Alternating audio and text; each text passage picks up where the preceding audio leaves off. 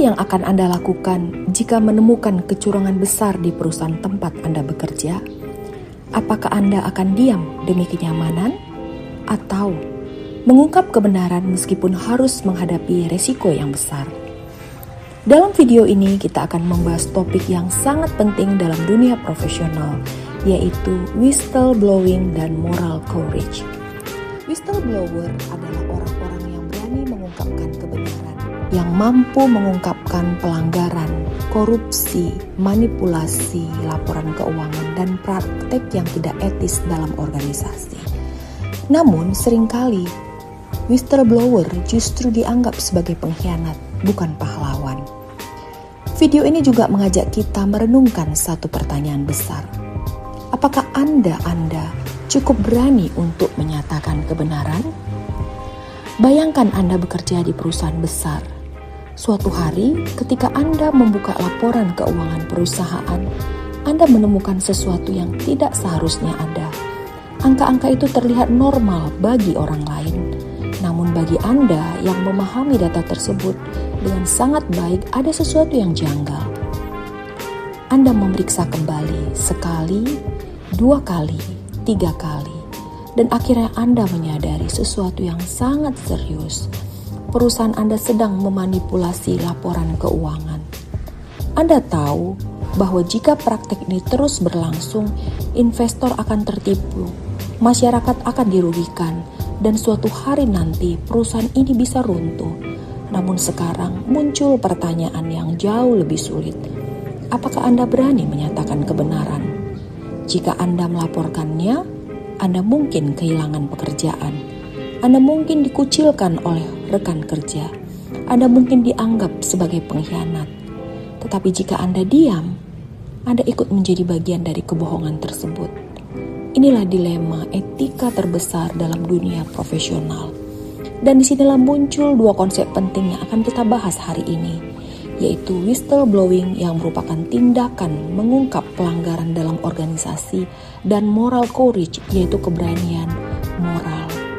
Tindakan tersebut hanya mungkin terjadi jika seseorang memiliki sesuatu yang jauh lebih langkah daripada kecerdasan, jauh lebih langkah dari kekuasaan dan jabatan, yaitu keberanian dan integritas.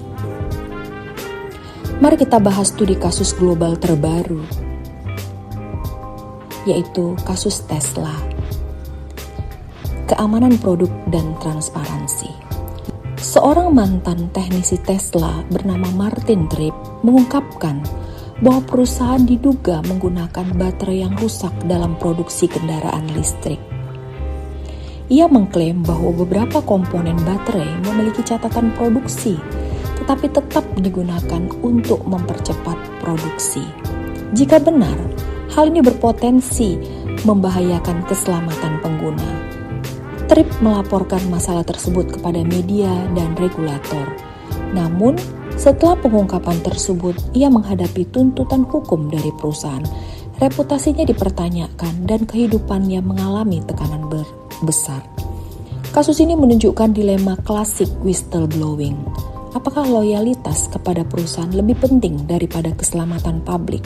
Mari kita renungkan. Mari kita bangun cara berpikir kritis. Mari kita analisis dan evaluasi dan berikan solusi dan action. Kasus yang kedua yang akan kita bahas adalah kasus Boeing skandal pesawat 737 MAX. Salah satu kasus whistleblowing paling strategis dalam sejarah industri penerbangan terjadi di Boeing. Seorang insinyur bernama John Burnett mengungkap bahwa terdapat masalah serius dalam proses produksi pesawat Boeing 737. Ia mengatakan bahwa beberapa komponen keselamatan tidak dipasang dengan benar.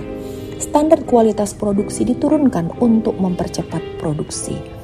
Setelah 2 kecelakaan besar yang menewaskan ratusan orang, investigasi menunjukkan adanya kegagalan dalam sistem keselamatan dan pengawasan. Kasus ini memperlihatkan satu fakta yang sangat menyedihkan. Ketika organisasi mengabaikan suara internal yang memperingatkan risiko, konsekuensinya bisa sangat tragis. Kasus ketiga yang akan kita bahas yaitu kasus Facebook yang diungkap oleh Frances Haugen. Pada tahun 2021, seorang mantan karyawan Facebook bernama Frances Haugen mengungkap ribuan dokumen internal perusahaan. Dokumen tersebut menunjukkan bahwa perusahaan mengetahui beberapa dampak negatif platformnya seperti penyebaran misinformasi, dampak negatif terhadap keselamatan mental remaja, algoritma yang memperkuat konflik sosial. Namun menurut Haugen, perusahaan tidak melakukan tindakan yang cukup untuk mengurangi dampak tersebut karena khawatir akan mempengaruhi keuntungan. Pengungkapan ini memicu investigasi pemerintah, diskusi global tentang etika teknologi, dan tuntutan transparansi perusahaan teknologi besar. Kasus ini menunjukkan bahwa di era digital, whistleblowing tidak hanya berkaitan dengan keuangan dan korupsi, tetapi juga berkaitan dengan dampak teknologi terhadap masyarakat. Mari kita berdiskusi. Untuk membuat diskusi kita semakin hidup, berikut beberapa pertanyaan yang dapat memicu perdebatan. Pertanyaan pertama adalah, jika Anda mengetahui bahwa perusahaan Anda melakukan pelanggaran, tetapi pelaporan tersebut dapat menghancurkan karir Anda, apakah Anda tetap diam dan melakukan whistleblowing? Mari kita renungkan. Apakah whistleblower harus dianggap sebagai pahlawan atau pengkhianat organisasi? Yang ketiga, jika sebuah perusahaan melakukan pelanggaran kecil tetapi memberikan banyak manfaat ekonomi bagi masyarakat, apakah whistleblowing tetap diperlukan?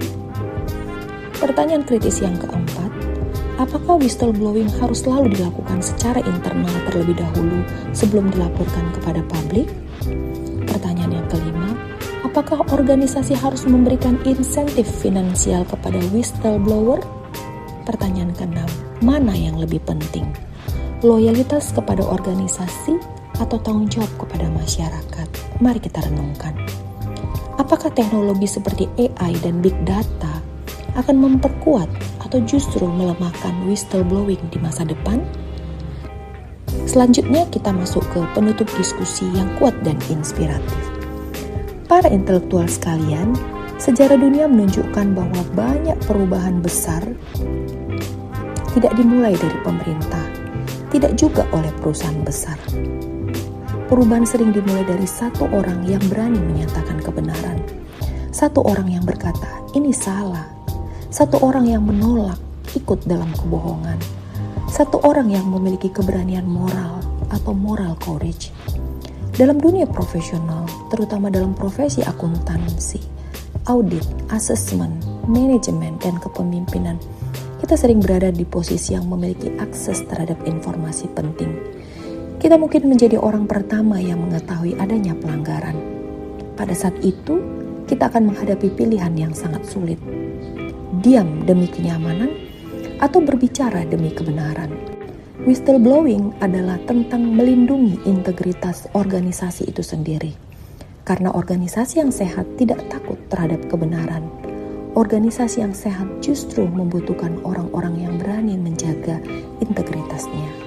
Pada akhirnya, pertanyaan terbesar bukanlah apakah organisasi memiliki sistem pengawasan yang baik, tetapi apakah orang-orang di dalam organisasi memiliki keberanian moral untuk melakukan hal yang benar.